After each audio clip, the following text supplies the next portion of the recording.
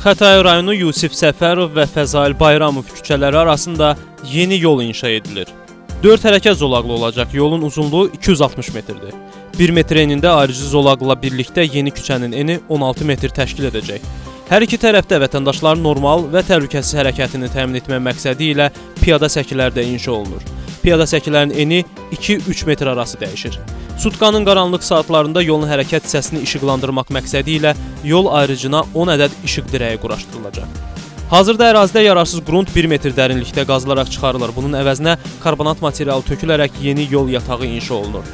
Daha sonra qum-çınqıl və optimal qırma-daş qarışığından ibarət yol əsasının inşası işləri aparılacaq. Torpaq işləri bitdikdən sonra yola 2 qat olmaqla yeni asfalt beton örtüyü döşənəcək. Ümumilikdə yolun hərəkət hissəsinin 4000 kvadrat metr sahəsinin asfaltlanması nəzərdə tutulub. Yol ayrıcına və səkilərin kənarlarına isə 1000 pagon metr səki daşı düzüləcək. Tikinti işləri bitdikdən sonra yeni küçədə hərəkətin normal təşkili üçün yol nişanları quraşdırılacaq, yol cizgi və yol göstərici xətlərin çəkiliş işləri aparılacaq.